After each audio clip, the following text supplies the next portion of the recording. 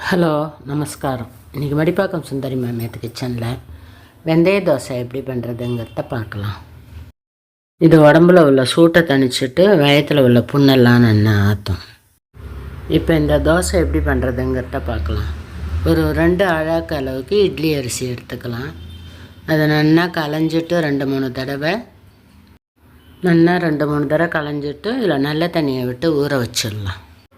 இது ஒரு 4 மணி நேரம் நல்லா ஊறித்தினாக்க அந்த ஜலத்தை விட்டே அரைச்சிக்கலாம் நம்ம. இப்போ வேறு ஒரு பாத்திரத்தை எடுத்துட்டு அதில் ஒரு 2 டேபிள் ஸ்பூன் அளவுக்கு வெந்தயம் போட்டுக்கலாம். 2 டேபிள் ஸ்பூன் உளுந்து, ரெண்டையும் ஒன்றா போட்டு 2 தடவை நல்லா களைஞ்சிட்டு இதுலேயும் நல்ல தண்ணியை விட்டுட்டு நம்ம ஃப்ரிட்ஜில் வச்சிடலாம். அதுலேயும் நல்லா ஊறிடும். நம்ம மிக்சியில் அரைக்கிறதுனால வெளியில் வச்சோம்னாக்கா மிக்சி சூடாகிடும் சீக்கிரமே. ஃப்ரிட்ஜில் வச்சு அரைக்கிறதே நல்ல பந்து மாதிரி வரும் மாவு. இப்போ 4 மணி நேரம் நல்லா இதை எடுத்து நம்ம மிக்சி ஜாருக்கு மாற்றிக்கலாம். மிக்சி ஜாரில் போட்டுட்டு ஒரேடியாக தண்ணி விட்டு அரைக்காமல் தெளித்து அரைக்கணும். முதல்ல கொஞ்சம் தண்ணியை விட்டு நல்லா நைஸாக அரைச்சிக்கோங்க. அதுக்கப்புறமா கொஞ்சம் கொஞ்சமாக தண்ணியை விட்டு அப்பப்போ அரைச்சோன்னாக்கா நல்லா இந்த அளவுக்கு மாவு நல்லா ஹோல்ஸாக நல்லா பந்து மாதிரி வரும். 2 ஸ்பூன் உளுந்து 2 ஸ்பூன் வெந்தயம் தான் போட்டோம். அதுக்கே ஒரு மிக்சி ஜார் ஃபுல்லாக வெந்தய மாவு வந்திருக்கு. இந்த அளவுக்கு அரைச்சிக்கணும் நல்லா நைஸாக. ஒரு 4-5 தடவை தண்ணி 2 ஸ்பூனாக விட்டு அரைக்கிறத இந்த அளவுக்கு பந்து மாதிரி வரும் மாவு.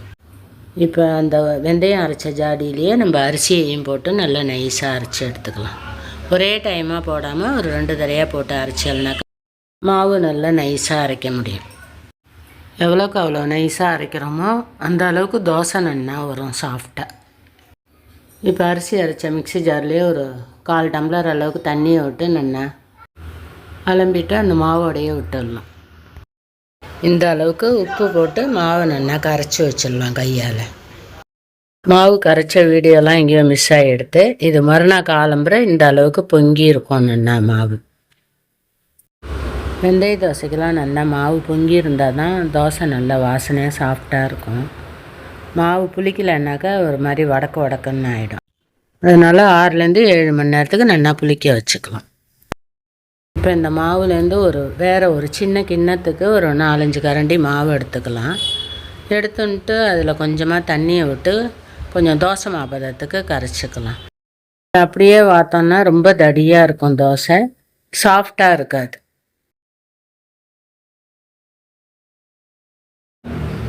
இந்த அளவுக்கு தோசை மாப்பதத்துக்கு எடுத்துக்கலாம். இப்போ தோசைக்கல் அடுப்பில் போட்டு சூடானதும் நல்லெண்ணெயில் வாக்கட்டு இந்த தோசை நல்லா வாசனையாக சூப்பராக இருக்கும். கொஞ்சமாக எண்ணெயை தடவிட்டு ஒரு கரண்டி மாவு எடுத்து ரொம்ப மெல்லிசாக வாக்காமல் ஓரளவு திட்டமாக வாத்துக்கோங்க. இப்போது நம்ம உளுந்து தோசையெல்லாம் ரொம்ப மெல்லிசாக வாப்போம். அந்த அளவுக்கு வாக்காமல் இந்த அளவு கொஞ்சம் திக்காக வாக்கட்டு தோசை நல்ல ஸ்பாஞ்ச் மாதிரி சாஃப்டாக சூப்பராக இருக்கும். வாத்துட்டு சுற்றி வர கொஞ்சம் எண்ணெயை விட்டுட்டு ஒரு லிட்டை போட்டு மூடி வச்சிடலாம்.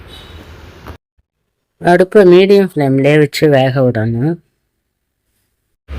ஹையில் வச்சோன்னாக்கா வெந்தயம் போட்டிருக்கிறதே ரொம்ப ஒரு மாதிரி கருகினா மாதிரி ஆகிடும்.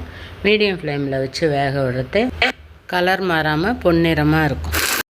இப்போ ஒரு 2 நிமிஷம் கழிச்சு தோசையை நல்லா திருப்பி போட்டுட்டு அதுலேயும் கொஞ்சம் நல்லெண்ணெயை விட்டுட்டோன்னாக்கா ஓரங்கள்லாம் நல்லா மொறுமொறுன்னு சாப்பிட்றதுக்கு நல்ல டேஸ்ட்டாக இருக்கும். வெளியில் தங்கி சாப்பிட்ற குழந்தைகளுக்கு சில சமயம் அல்சர் வந்துடும்.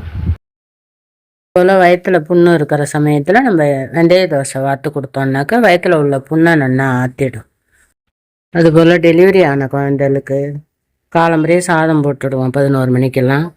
அந்த மாதிரி சமயத்தில் இது போல் வெந்தய தோசைக்கு அரைச்சிட்டு நெய்யோ இல்லது நல்லெண்ணெயோ விட்டு வாத்து கொடுக்கலாம்.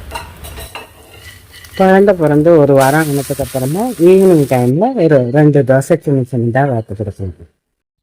இதில் வெந்தயம் சேர்க்கறதுனால தாய்ப்பாலும் கொஞ்சம் ஊறும். இதுபோல் நீங்களும் செஞ்சு பார்த்துட்டு எப்படி வந்ததுன்னு கமெண்ட்டில் சொல்லுங்கள். லைக் பண்ணுங்க, ஷேர் பண்ணுங்க, சப்ஸ்கிரைப் பண்ணுங்க. தேங்க்யூ ஃபார் வாட்சிங்.